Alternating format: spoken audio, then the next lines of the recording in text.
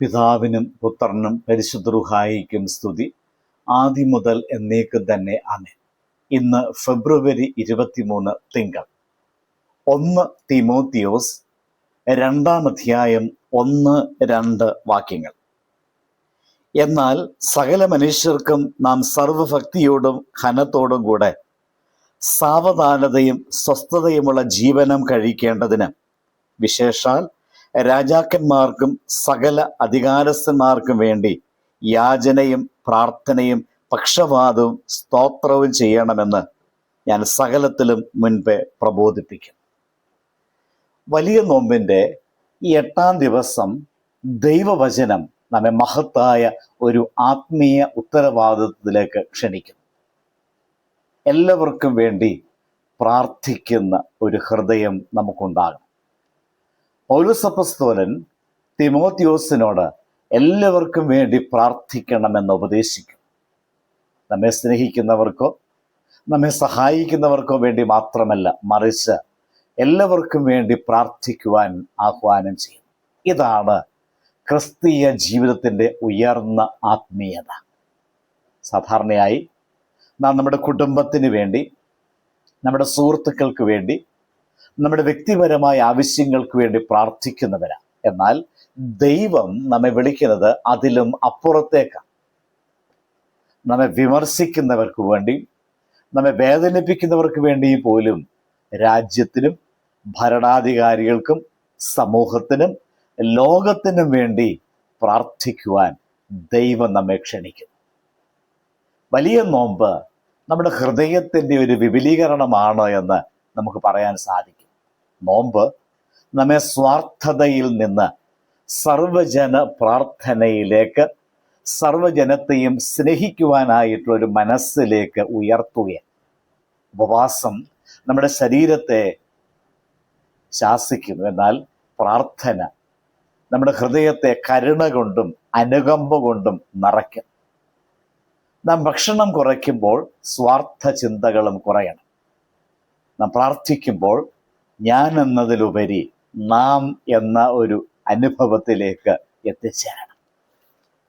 പൗലോസ് പ്രാർത്ഥനയെക്കുറിച്ച് പ്രത്യേകം ഊന്നി പറയുന്നത്, പ്രാർത്ഥന എന്നത് മറ്റൊരാളുടെ ജീവിതത്തിന് വേണ്ടി ദൈവസന്നിധിയിൽ നിൽക്കുന്നതാണ് എന്നാണ്.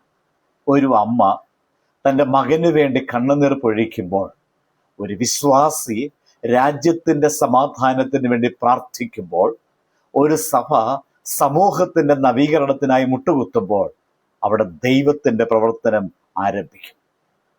നാം പലപ്പോഴും എനിക്ക് എന്ത് ചെയ്യുവാൻ കഴിയും എന്ന ചോദ്യം നമ്മൾ ഉയർത്താറില്ല. അതിൻ്റെ ഉത്തരമാണ് പ്രാർത്ഥന. പ്രാർത്ഥന നമ്മുടെ ജീവിതത്തിൽ ഉണ്ടാകണം, കാരണം അതിൻ്റെ ശക്തി അളവറ്റതാണ്. ഇന്നത്തെ ലോകം പല വിഭജനങ്ങളാൽ നിറഞ്ഞിരിക്കുന്നു. മനുഷ്യൻ തമ്മിൽ പിരിയുന്ന ഒരനുഭവമാണ്. എന്നാൽ ഈ സാഹചര്യത്തിൻ്റെ നടുവിലും ദൈവം തൻ്റെ മക്കളെ പ്രാർത്ഥനയിലൂടെ വഴിയിലൂടെ ലോകത്തെ അനുഗ്രഹിക്കാൻ ഉപയോഗിക്കുകയാണ്. അതിന് തുടക്കം നമ്മുടെ പ്രാർത്ഥന മുറിയിലാണ്. നമ്മെല്ലാവർക്കും വേണ്ടി പ്രാർത്ഥിക്കുമ്പോൾ നമ്മുടെ ഹൃദയം വിശാലമാകുന്നു. നമ്മുടെ ആത്മാവ് ദൈവത്തിൻ്റെ ഹൃദയത്തോട് ചേർന്ന് നിൽക്കുന്ന ഒരു അനുഭവത്തിലേക്ക് അവിടെ എത്തിച്ചേരുകയാണ്. നമുക്ക് ഒരു ആത്മപരിശോധന നടത്തേണ്ടതായിട്ടുണ്ട്. നമ്മുടെ പ്രാർത്ഥനകൾ സ്വാർത്ഥത നിറഞ്ഞതാണോ, അതോ സ്നേഹത്തിൻ്റെ വിശാലതയിലുള്ളതാണോ? നമുക്കിഷ്ടമില്ലാത്തവർക്ക് വേണ്ടി പോലും പ്രാർത്ഥിക്കുവാൻ നാം തയ്യാറാകേണ്ടതില്ലേ? സഭയ്ക്കും രാജ്യത്തിനും ലോകത്തിനും വേണ്ടി പ്രാർത്ഥിക്കുവാൻ നമ്മെ തന്നെ ഒരുക്കാം. സ്വയം മറന്ന് മറ്റുള്ളവർക്ക് വേണ്ടി മുട്ടുകുത്തി പ്രാർത്ഥിക്കുന്നതാകട്ടെ ഇന്നത്തെ ആത്മീയ സന്ദേശം. ഒരു വിശ്വാസിയുടെ മഹത്വം അവൻ്റെയും അല്ലെങ്കിൽ അവളുടെ പ്രാർത്ഥനയുടെ വ്യാപ്തിയിലാണ്. സ്വാർത്ഥത നിറഞ്ഞ പ്രാർത്ഥനകൾ ചെറിയ അനുഗ്രഹങ്ങളെ നൽകത്തുള്ളൂ. എന്നാൽ സർവ്വജനങ്ങൾക്ക് വേണ്ടിയിട്ടുള്ള പ്രാർത്ഥന അനുഗ്രഹങ്ങളുടെ കൂമ്പാരത്തിലേക്ക് നയിക്കും. ദൈവരാജ്യത്തെ ഭൂമിയിൽ പ്രകടമാക്കുവാൻ സാധിക്കും. അതുകൊണ്ട് ഈ നോമ്പിൽ എല്ലാവർക്കും വേണ്ടി പ്രാർത്ഥിക്കുവാൻ നമുക്ക് ശ്രമിക്കാം. പ്രാർത്ഥിക്കാം.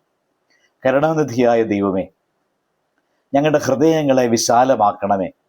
സ്വാർത്ഥതയെ നീക്കി എല്ലാവർക്കും വേണ്ടി പ്രാർത്ഥിക്കുന്ന ഈ ആത്മാവിനെ ഞങ്ങൾക്ക് തരണമേ. ഞങ്ങളുടെ കുടുംബത്തിനും സഭയ്ക്കും രാജ്യത്തിനും ലോകത്തിനും അനുഗ്രഹം ചൊരിയണമേ. ഞങ്ങളെ നിന്റെ സമാധാനത്തിൻ്റെ ഉപകരണങ്ങളാക്കി അവിടെ നിന്ന് ഉപയോഗിക്കണമേ. ആമേൻ. ദൈവം അനുഗ്രഹിക്കട്ടെ.